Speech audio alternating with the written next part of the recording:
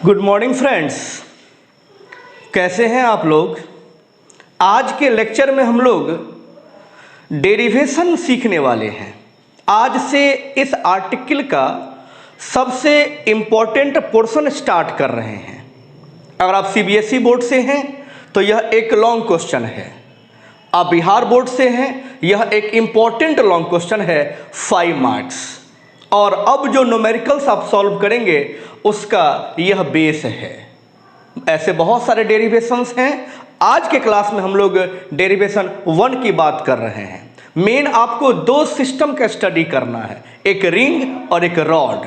Relatively ring easy है तो पहले हम लोग उसे सीख लेते हैं। रिंग है, रिंग के भी बहुत सारे केसेस हैं, 1 बाय 1 बात करेंगे। चलिए स्टार्ट करते हैं। Derivation 1 due to ring, calculate the electric field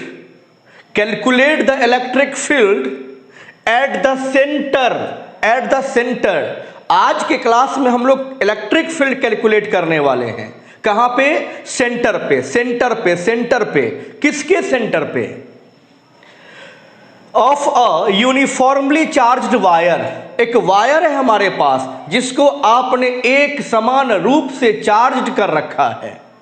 in the form of an arc के फॉर्म में, मीन्स किसी सर्किल का एक छोटा सा आपने पोर्शन दे रखा है ऑफ रेडियस आर, जिसका रेडियस स्मॉल आर यूज करना है। The wire subtends an angle phi at the centre. वह वायर अपने सेंटर पे फाई एंगल बना रहा है। इसे जब हम लोग सॉल्व कर लेंगे, सीख लेंगे, समझ लेंगे तो ये रिजल्ट मिलेगा। E equals lambda upon 2 pi epsilon naught r into sine phi by 2।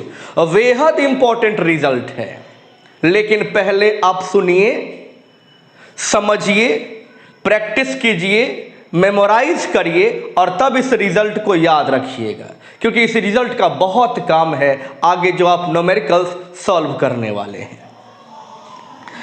तो पहले फ्रेंड्स हम आपको क्वेश्चन समझाते हैं।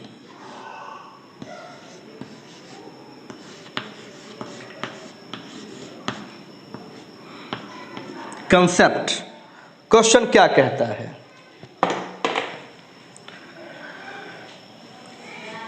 हमें कंप्लीट वायर नहीं लेना है। ये मान लीजिए एक सर्कुलर वायर है, तो हमें लेना तो है in the form of arc. Calculate करना है इलेक्ट्रिक फील्ड सेंटर पे। किसके सेंटर पे? एक यूनिफॉर्मली चार्ज्ड वायर है जो आर्क के फॉर्म में है। तो हम ऐसा तैयार करते हैं फ्रेंड्स,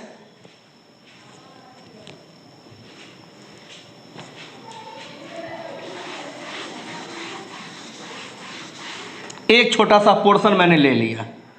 कहाँ का ये पोर्शन है आपको समझ में आ गया। इसको आप यूनिफॉर्मली चार्ज कर दीजिए। कर दिया आपने। जब ये कभी कंप्लीट सर्किल हुआ करता था तो उसका अपना एक सेंटर था। तो ये जो आपका वायर का एक एंड है और ये जो आपके वायर का दूसरा एंड है, आप कहीं से भी ले लीजिए।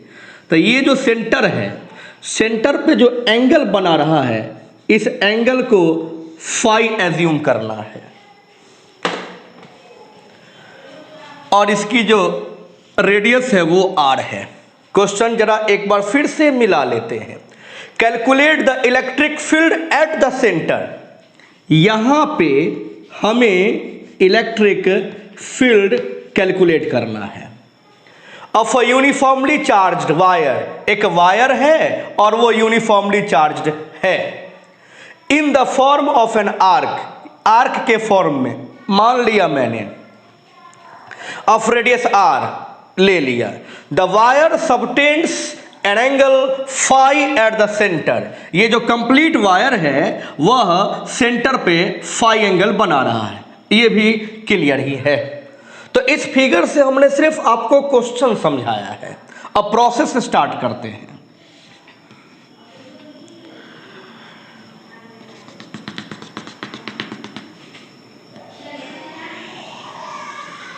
आप देखिए फ्रेंड्स,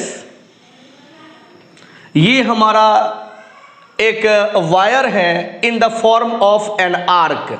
इसको हमने यूनिफॉर्मली चार्ज्ड कर रखा है। इलेक्ट्रिक फील्ड कैलकुलेट करने के लिए हमारे पास एक ही ऑप्शन है, कूलम्ब्स लॉ। और कूलम्ब्स लॉ पॉइंट चार्ज के लिए ही सिर्फ काम करता है। और आपका ये जो वायर है यूनिफॉर्मली चार्ज्ड, वह पॉइंट चार्ज की तरह बिहेव नहीं कर रहा है। तो सबसे पहली आपकी कोशिश इस वायर को कुछ इस तरह से एज्यूम करना कि वहां आपको पॉइंट चार्ज मिल सके, ताकि कूलम्ब्स लॉ इस्तेमाल हो सके। मानिए ये आपका सेंटर था, इस इंड को तो आप पहचान चुके हैं, इस इंड को भी आप पहचान चुके हैं। जितना बात आप जान चुके हैं उतना आप ध्यान रखते आगे बढ़िएगा। इसको पहले एक्सिस दे दीजिए। तो एक एक्सिस हम इस तरीके से एज्यूम कर लेते हैं और एक्स एक्सिस कह लेते हैं।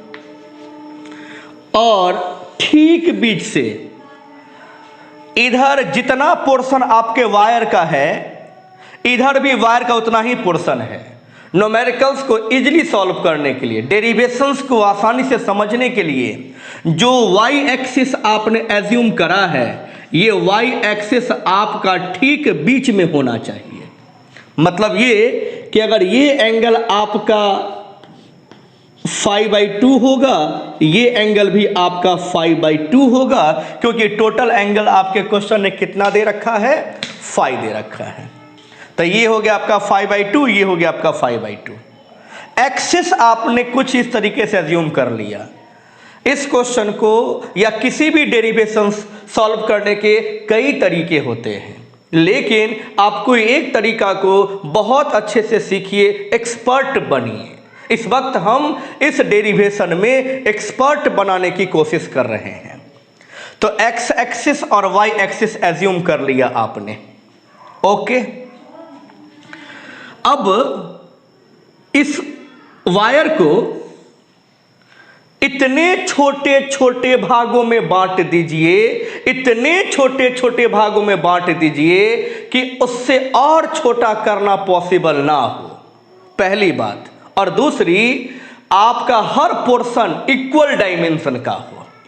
अगर इच पोर्शन इक्वल डायमेंशन का हो और उसे फर्दर डिवाइड न करा जा सकता, तो हम उसके एक छोटे पोर्शन का इस्तेमाल पॉइंट चार्ज के रूप में कर सकते हैं। हम उसे एलिमेंट बोलते हैं।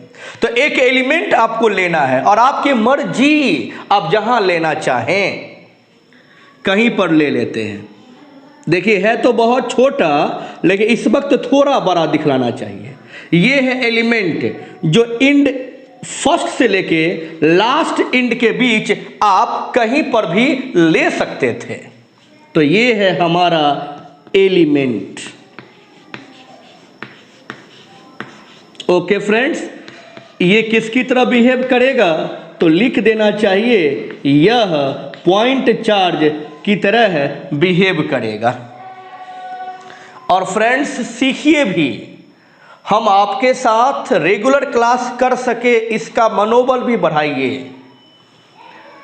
फ्रेंड्स कमेंट्स कीजिए, लाइक कीजिए, सब्सक्राइब कीजिए, शेयर कीजिए, जितना मैक्सिमम कर सकते हैं आप कीजिए। जितना मैक्सिमम हम कर सकते हैं आपके लिए हम कर रहे हैं।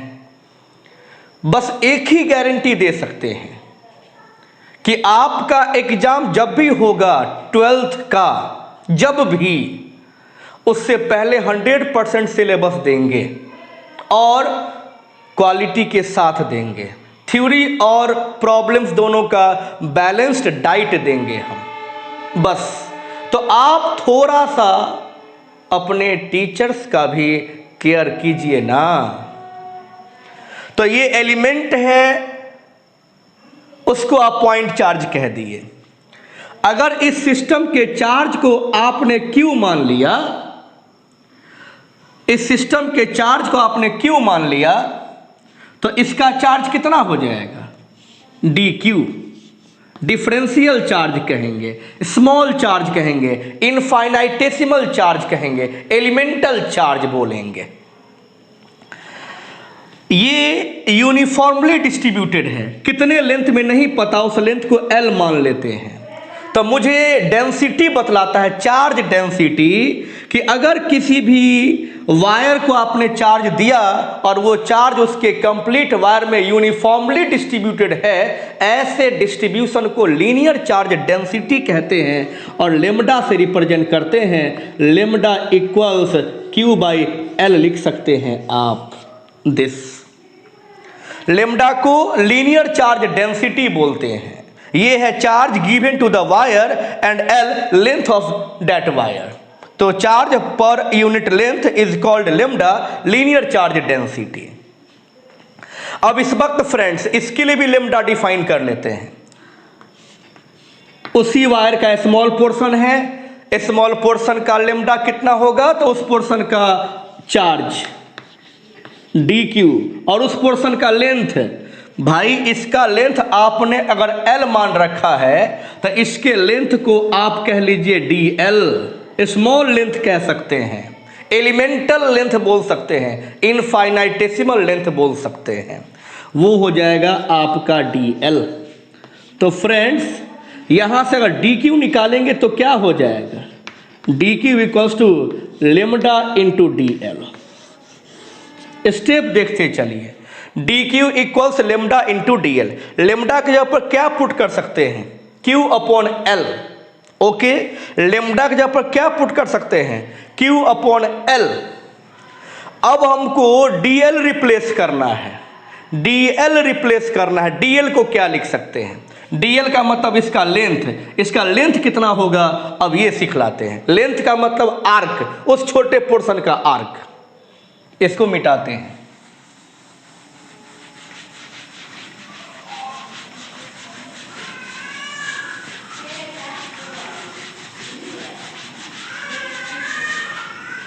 इलेक्ट्रोस्टैटिक्स थोड़ा बड़ा यूनिट है, कब खत्म होगा ये नहीं कह सकते हम, लेकिन जब खत्म होगा उसके बाद हम लोग 2 क्लास पर डे करेंगे, एक मॉर्निंग एक इवनिंग। सुबह में चलेगा एनसीईआरटी वॉल्यूम 1, शाम में चलेगा एनसीईआरटी वॉल्यूम 2, ऑप्टिक्स या मॉडर्न फिजिक्स, को एक स्टार्ट करेंगे।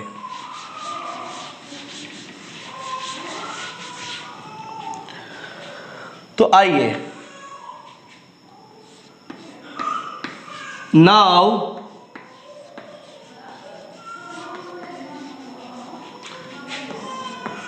लेंथ ऑफ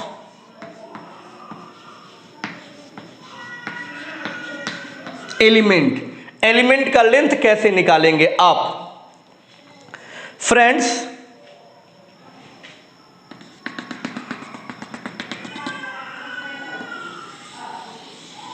मान लीजिए ये आर्क है, ये सेंटर है,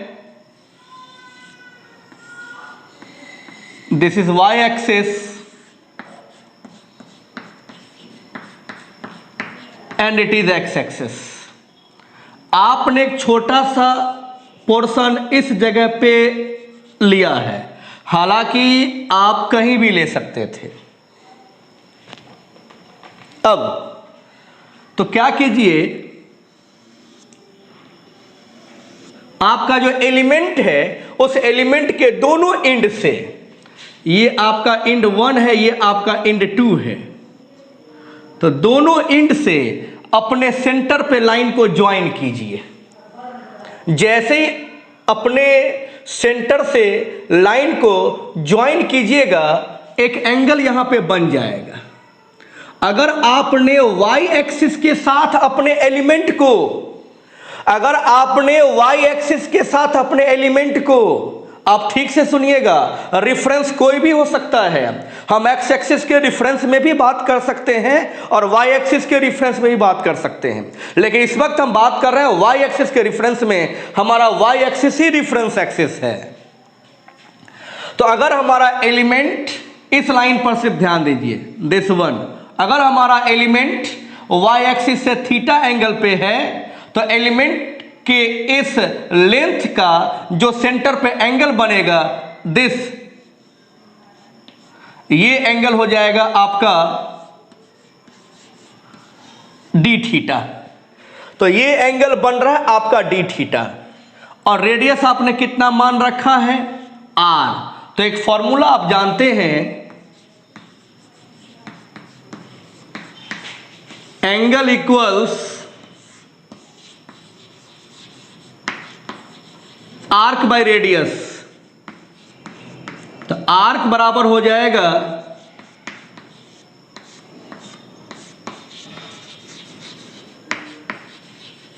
एंगल इंटू रेडियस।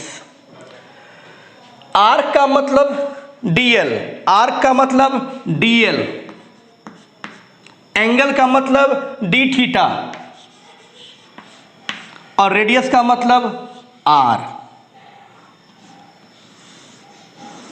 तो friends dl equals to d theta into r charge में पुट कर सकते हैं।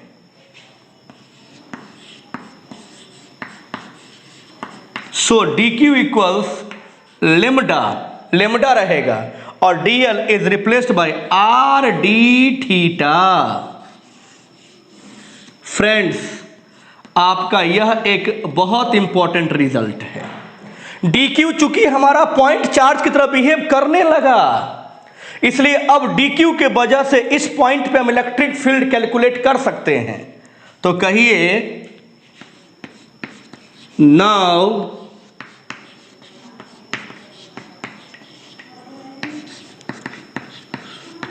Electric field due to dq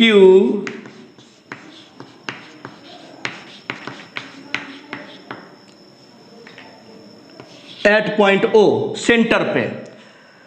तो dq मतलब डिफरेंशियल चार्ज, और डिफरेंशियल चार्ज के वजह से सेंटर पर जो इलेक्ट्रिक फील्ड होगा उसको डिफरेंशियल इलेक्ट्रिक फील्ड कहेंगे, dE से रिप्रेजेंट करेंगे। तो फ्रेंड्स हो जाएगा dE इक्वल्स कितना, तो कूलम्ब्स लॉ होता है E equals 1/4πε0 mod q by r square, या E equals KQ by r square. तो K के जगह पर K रहेगा, K मीन्स 1/4πε0, Q के जगह पर dQ हो जाएगा, और R मीन्स इस एलिमेंट से सेंटर जहां पे इलेक्ट्रिक फील्ड कैलकुलेट करेंगे उसके बीच का डिस्टेंस, और ये डिस्टेंस तो इस आर्क का रेडियस ही होगा, small r, this one,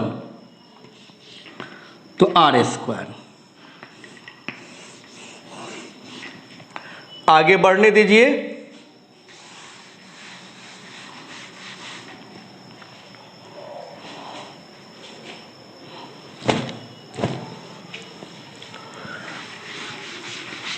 Rajiv जी ठीक से सुनिए, कल से आज तक जितना मैंने मैसेज किया है उसमें सबसे फास्ट और सबसे ज़्यादा रिस्पांस हमारे राजीव जी का रहा है। बहुत बहुत धन्यवाद आपका। एक टीचर को यही चाहिए। भगवान आपको तरक्की दे। अब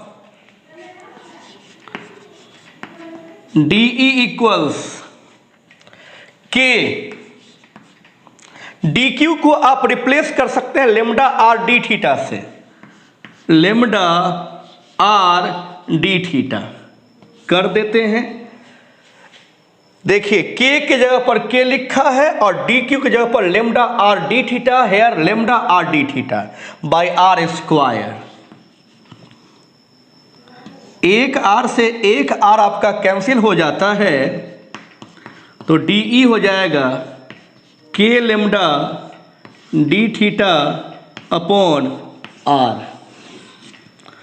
अब उसके बाद का यह इंपॉर्टेंट रिजल्ट, अब इस रिजल्ट का यूज हो चुका, अब हमारे पास एक और इंपॉर्टेंट रिजल्ट आ चुका है, DE equals K lambda d theta upon R। Friends चूंकि यह वेक्टर क्वांटिटी है, इससे पॉइंट P पे जो इलेक्ट्रिक फील्ड होएगा वह वेक्टर कंसेप्ट अप्लाई करने के बाद ही हम समझ सकेंगे। इतना तो निकाल लिए कि आपके आर्क के सेंटर पे किसी एलिमेंट के वजह से इलेक्ट्रिक फील्ड का DE का जो मैग्नीट्यूड होगा वो क्या होगा, बट वहां पर एक्चुअली इलेक्ट्रिक फील्ड एग्जिस्ट कितना कर रहा है, थोड़ा हमें डायग्राम में मूव करना चाहिए। आइए फर्दर आगे बढ़ते हैं।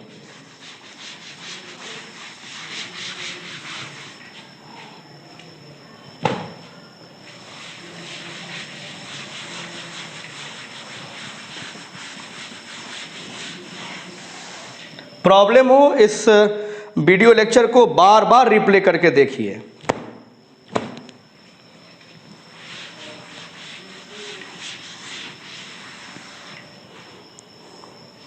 अब क्या करें,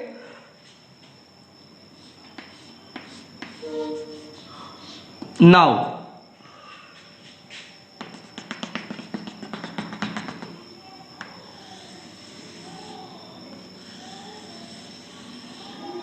इस फिगर को समझ गए तो समझिए आपका डेरिवेशन कंप्लीट हो गया। आपको बस यही डेरिवेशन समझना है इस फिगर से। तो ये है आपका y एक्सिस, ये है आपका x एक्सिस।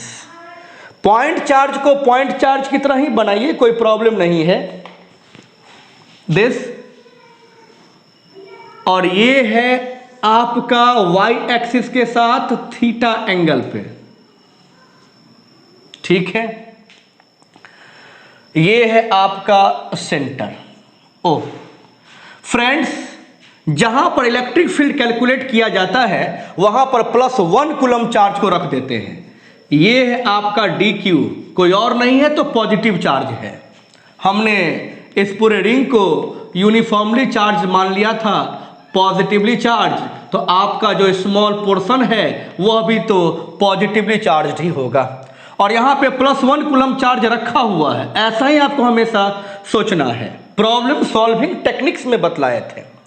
तो ये वाला चार्ज इस चार्ज को रिपेल करेगा, तो इसी लाइन को फर्दर आगे बढ़ा दीजिए आप दिस। इसके वजह से इस पॉइंट पे इलेक्ट्रिक फील्ड का ये डायरेक्शन होगा जिसको हम DE से रिप्रेजेंट कर रहे हैं, डायरेक्शन और उसका मैग्नीट्यूड DE। इस DE को हम लोग कैलकुलेट कर चुके हैं, this one k lambda d theta by r, ये याद रखिएगा, k lambda d theta by r। Friends 3-4 बात। फर्स्ट, क्या ये एलिमेंट इस वक्त आप जहां देख रहे हैं वहीं ले सकते थे ना? कहां ले सकते थे? तो फर्स्ट एंड से लेकर इसको हम A कह लेते हैं और लास्ट एंड B के बीच आप कहीं भी ले सकते थे। तो फर्स्ट एंड से लास्ट एंड के बीच आप कहीं भी ले सकते थे। तो कहां? अगर आप वाकई यहीं पे लेते आप, तो यहां से यहां के बीच का एंगल थीटा बना, तो यहां से यहां के बीच का जो ये एंगल है ये कितना बनता? तो आपको पहले वाले फिगर से दिख रहा होगा, क्लियर है, ये π/2 एंगल बन रहा है। कितना बन रहा है? π/2। और इस एलिमेंट को अगर हम यहां पर लेते तो भी ये एंगल कितना बनता? π/2 बनता। ये एरो पर ध्यान दीजिएगा, दिस वन π/2 एंगल बन रहा है, π/2 एंगल बन रहा है। आपका ये दोनों अपोजिट सेंस में है, एक हम लोग प्लस यूज करेंगे तो एक माइनस यूज करेंगे।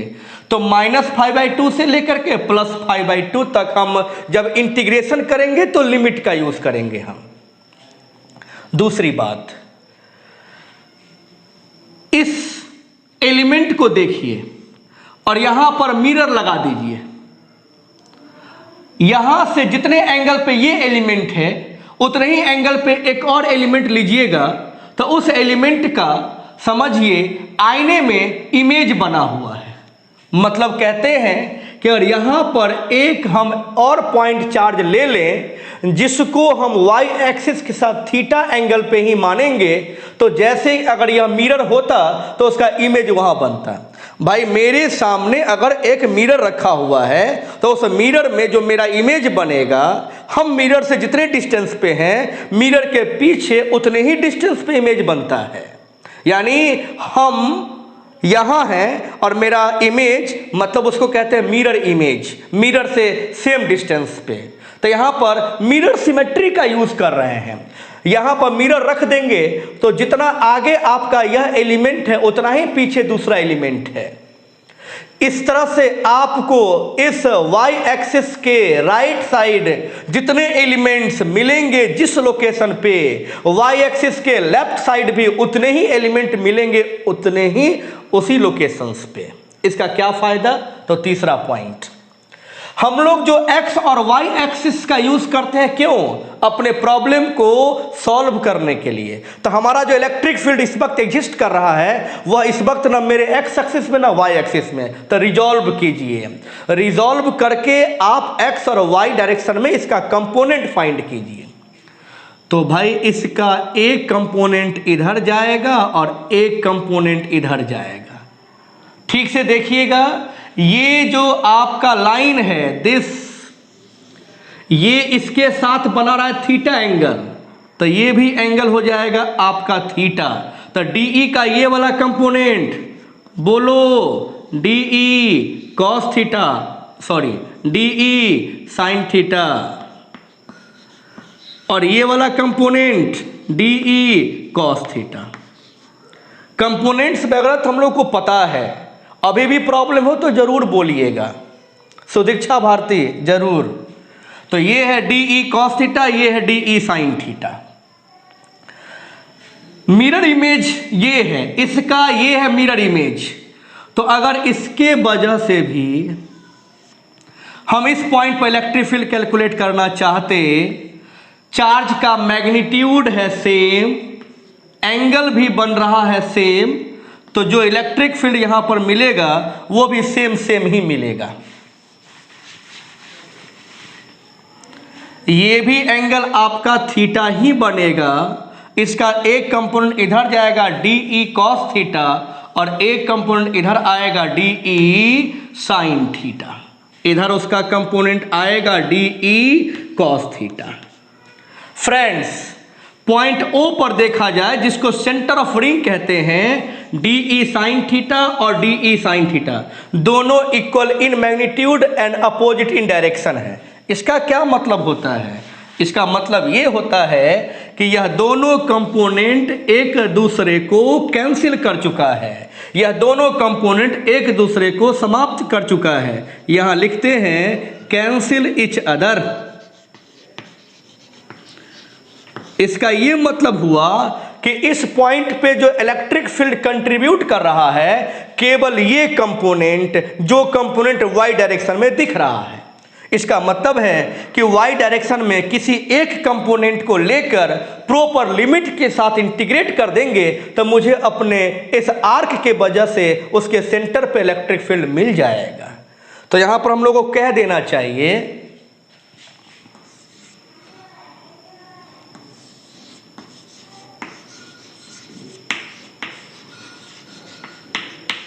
on resolution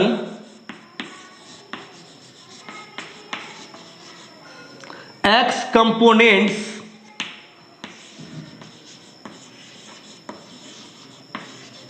cancel each other while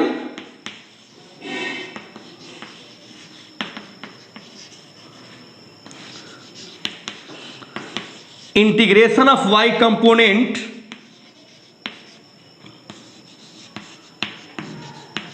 gives electric field।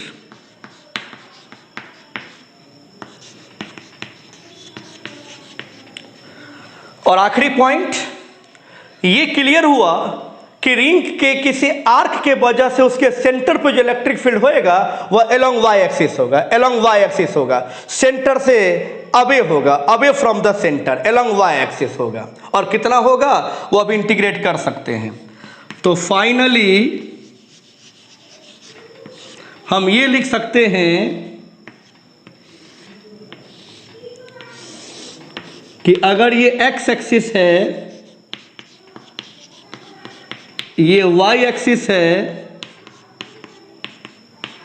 ये आपका पॉजिटिवली चार्ज्ड है, तो इलेक्ट्रिक फील्ड आपको इस डायरेक्शन में मिलेगा। ये श्योर हुआ, इलेक्ट्रिक फील्ड का ये डायरेक्शन होगा। अब इलेक्ट्रिक फील्ड का ये डायरेक्शन होगा तो कितना होगा? अब आज का काम बस थोड़ा सा उतना ही बचा है। इसको आप फटाफट देख लीजिए, नोट कर लीजिए, रिवाइज कर लीजिए और आइए हम लोग अब फाइनल वर्क करते हैं।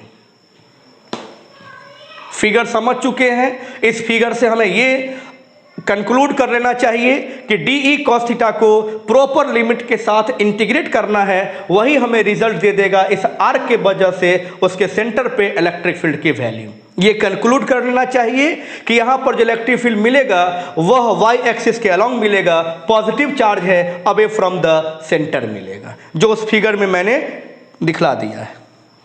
अब आगे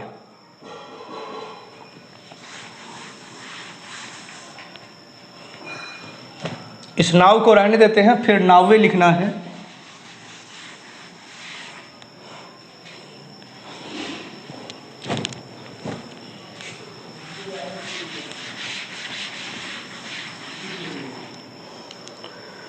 अब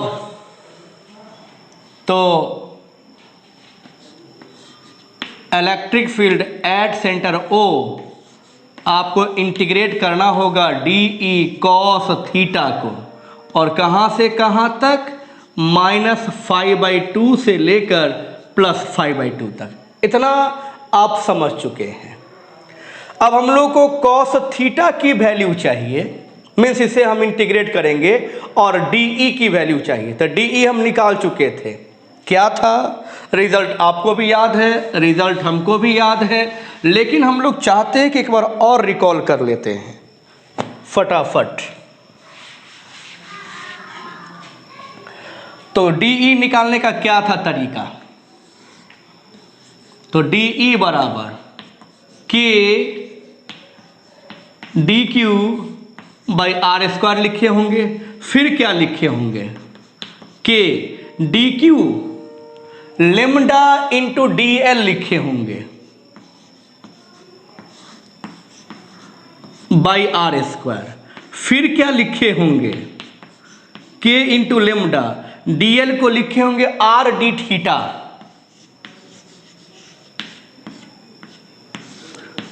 बाई आर स्क्वायर, फिर क्या किए होंगे, आर को कैंसिल किए होंगे, तब हमारा डी ई क्या आ गया होगा, k lambda d theta by are.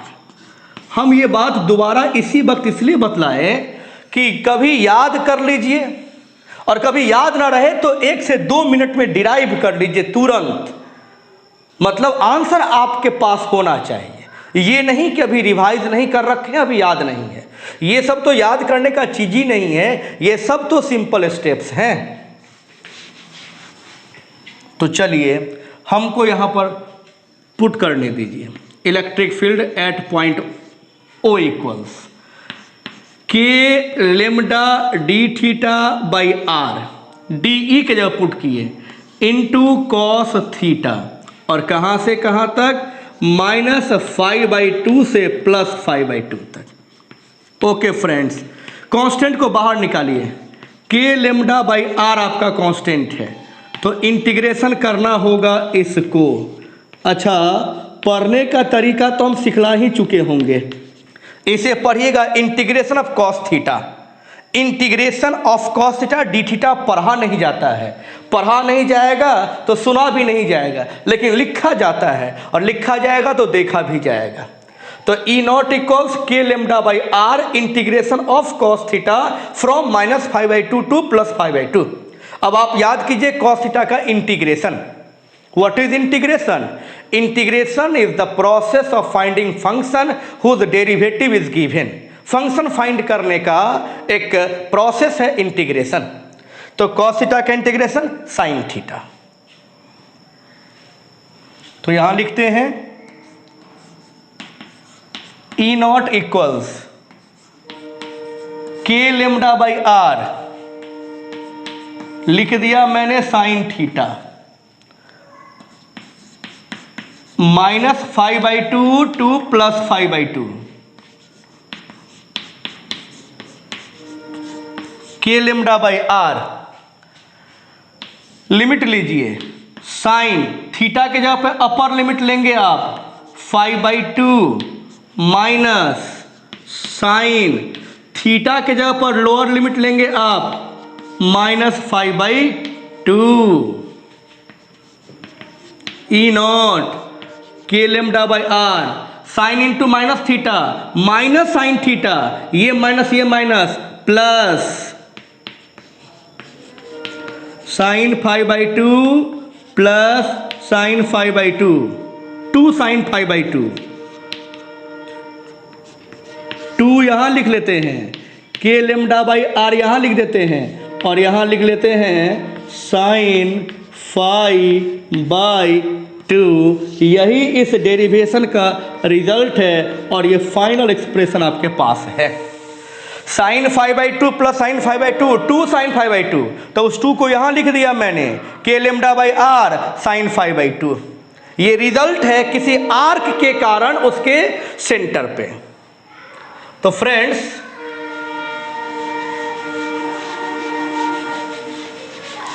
इस डेरिवेशन के 3 स्पेशल केस हैं।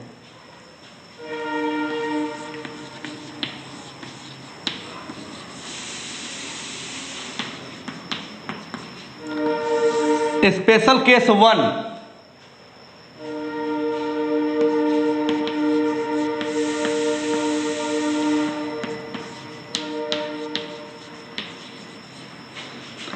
फॉर सेमी सर्कुलर वायर, अगर आपका वायर सेमी सर्कुलर हो दिस और इसको यूनिफॉर्मली चार्ज कर दिया जाए तो फ्रेंड्स इसके सेंटर पे इलेक्ट्रिक फील्ड क्या होएगा। तो इसके सेंटर पे एंगल निकाल लीजिए आप, इसके जो आर्क हैं उसके इंड्स से सेंटर पे एंगल क्या बनेगा, जिसको हम लोगों ने अपने डेरिवेशन में फाई मान रखा है। तो ये फाई इस वक्त पाई के बराबर हो जाएगा। पाई सेट कर दीजिए, आपका रिजल्ट आपको दिख जाएगा। तो इलेक्ट्रिक फील्ड ओ पे 5/2, 180 डिग्री बाई 2, 90 साइन 90, 1 ये खत्म, 2 के लेमडा बाई आर, 2 के लेमडा बाई आर। एक ये आपका बेहतरीन रिजल्ट हो गया।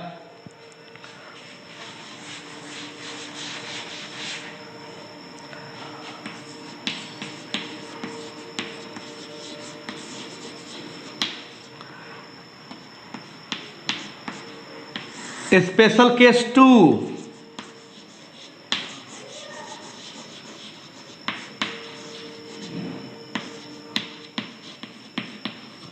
फॉर क्वार्टर सर्किल,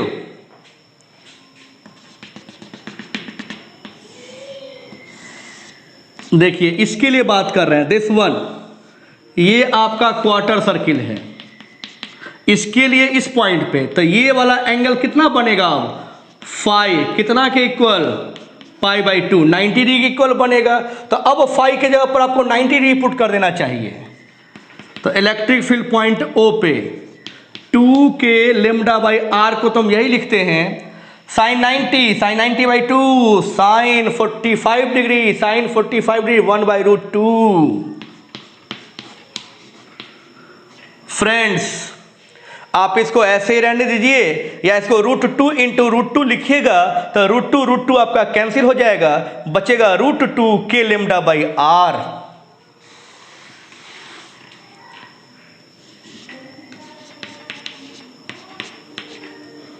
√2 के लेमडा अपॉन आर, दूसरा इंपॉर्टेंट रिजल्ट।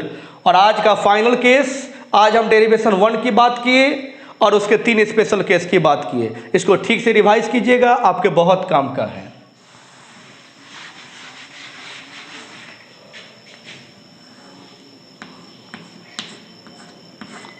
स्पेशल केस 3,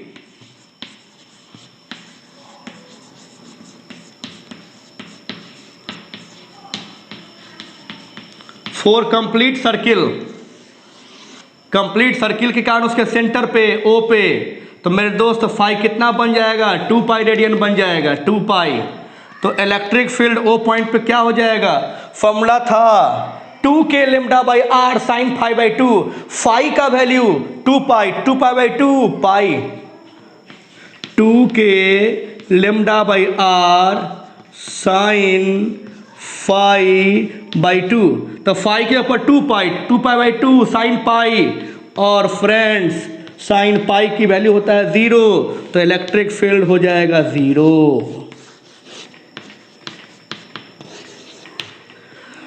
तो अगर हम कंप्लीट सर्किल की बात करें, इसको आप यूनिफॉर्मली चार्ज कर दो तो उसके कारण उसके सेंटर पे इलेक्ट्रिक फील्ड 0 होता है।